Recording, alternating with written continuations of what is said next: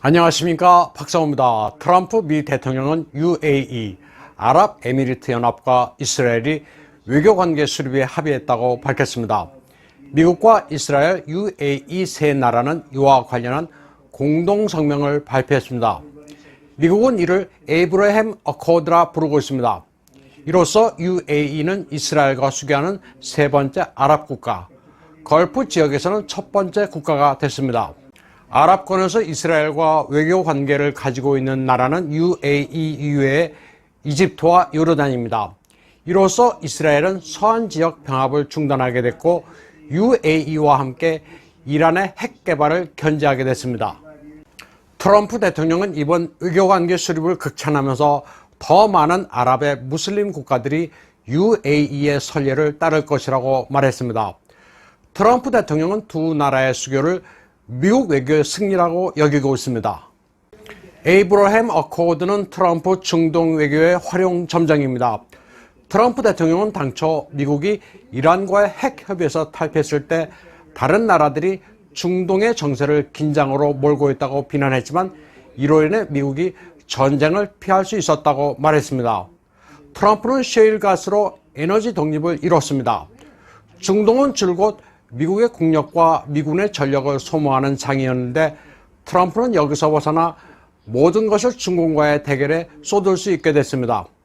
항공모함 3척을 남진하에 배치할 수 있는 것도 중동에서 빠져나올 수 있었던 덕분입니다. 오바마 등 역대 미 행정부는 중동의 늪에 빠져 있었으며 IS가 계속 확장되도록 방조했습니다. 그러나 트럼프는 IS를 소멸시켰고 미 대사관을 예루살렘으로 옮겼습니다. 그리고 미군을 중동에서 철수했습니다. 마이크 폼페오 미 국무장관이 체코, 슬로베니아, 폴란드, 오스트리아 등을 순방하면서 중공에 공동 대응하자고 촉구했습니다. 중공은 과거 소련보다 더 교묘하게 서방의 민주체제를 파괴하려 하고 있다면서 자유세계가 단결해야 한다고 역설했습니다. 특히 중공에 대항해 타이완과 관계 강화에 나서고 있는 체코 상원 연설은 순방의 백미였습니다. 폼페오는 러시아의 위협에 노출되어 있고 과거 중공 1대1로의 종착지였던 동유럽에서 화웨이를 보이콧하자고 촉구했습니다.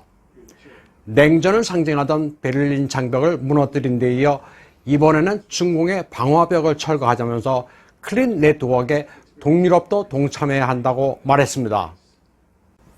폼페오 국무장관은 8월 11일 프라하에서 서쪽으로 90km 떨어진 서부 보헤미아 필슨의 땡큐 아메리카 기념비에 서서 명연설을 했습니다. 이 기념비는 75년 전 전차전의 전설 패튼 장군이 독일군을 격파해 체코를 나치 독일에서 해방시켜 준 것을 기리기 위한 것입니다.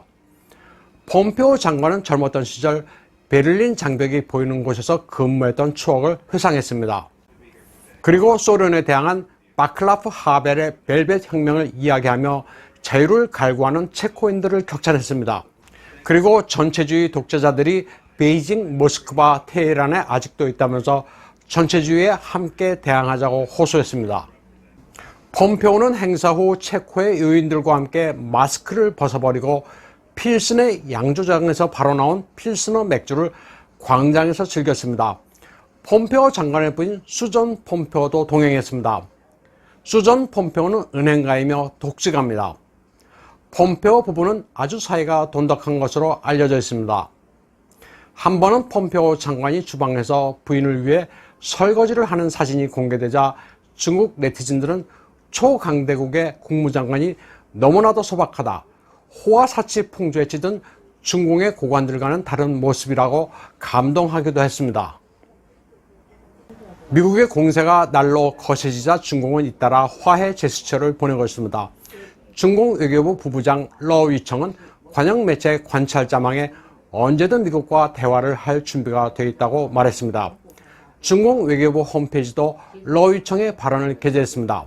외교부 홈페이지는 미중 관계가 거꾸로 간 책임은 미국에 있다면서도 대화는 계속돼야 한다. 중단돼서는 안 된다. 아무리 문제가 복잡해도 양국은 협상 테이블에서 대화해야 한다고 적었습니다. 미국이 틱톡과 텐센트에 대해 행정명령을 발표하고 중공과 홍콩 고관 11명에 대해 제재 방침을 밝히자 중공이 움츠러든 겁니다.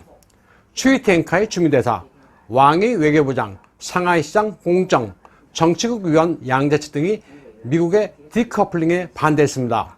그리고 대화를 원하는 것이며 대항하자는 것이 아니라고 주장했습니다. 홍콩 국가안전법 강행과 민주인사 탄압에 미국이 본격적인 제재에 들어가자 홍콩 경찰의 공제회도 비상이 걸렸습니다. 사상 동결에 대비해 5월부터 외자은행에 예치된 돈을 중국계 은행으로 옮기고 있습니다. 홍콩 경찰 공제회는 1981년에 설립된 것으로 45,116명이 회원으로 되어 있으며 총액은 115억 홍콩 달러가 넘습니다. 만약 이 자산이 동결되면 홍콩 경찰은 크게 동요하게 됩니다. 미국의 제재 대상에 오른 홍콩과 중공의 고관 11명도 안절부절하고 있습니다. 시티은행, 스탠더드 차트드, HSBC의 은행만 이용할 수 없는 게 아니기 때문입니다. 최소한 중국의 대형은행 3곳도 미국의 제재에 순응하고 있습니다. 중국은행, 건설은행, 소상은행도 이들과의 거래를 중단한 것으로 알려졌습니다. 중공과 국경 분쟁이 발생한 이후 59개 앱을 금지한 인도가 공자학원을 정조준했습니다.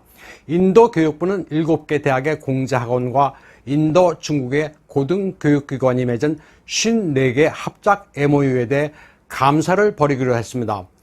인도의 공자학원과 관계된 중공의 대학은 칭화, 통지대학 등 수십 곳입니다. 힌두스탄 타임즈에 따르면 인도의 여러 정보기관들은 중공이 인도의 고등교육 영역에 영향력을 확대하고 있다고 정부에 경고했습니다.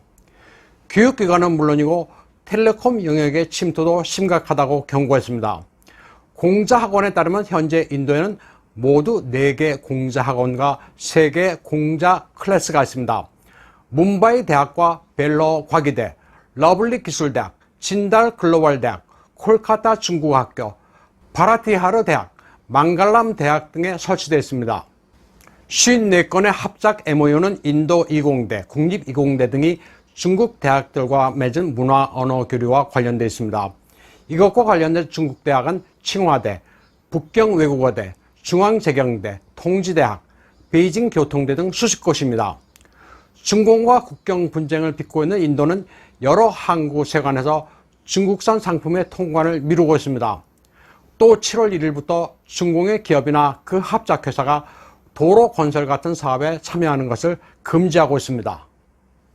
홍콩의 민주화 인사를 마구잡이로 체포하고 미국 위생부장 알렉스 에이자가 타이완의 차이잉원 총통을 만난 8월 10일 중공은 갑자기 미 MBC 방송을 초대해 우한 P4 연구소를 취재하도록 했습니다.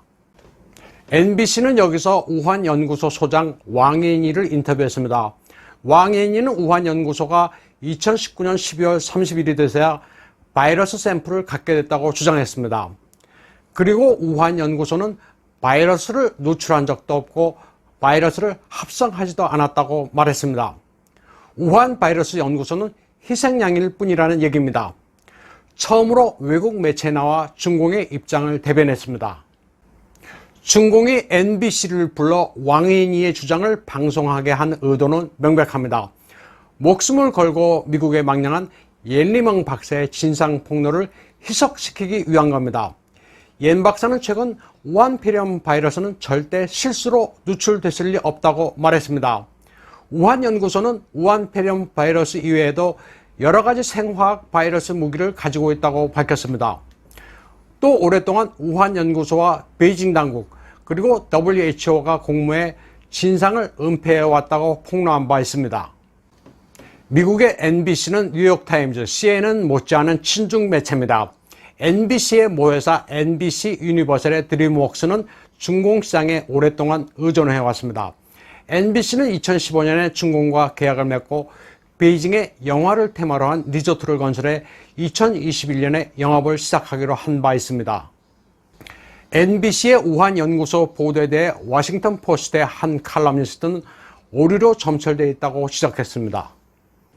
모건 오테이거스 미 국무부 대변인도 트위터를 통해 NBC가 외국 미디어로는 처음으로 우한 연구소 취재가 허락됐는데 중공이 뭘 보여줘야 했을까라고 반문하면서 중공의 선전을 대변했다고 지적했습니다. 오늘 방송은 여기까지 하겠습니다.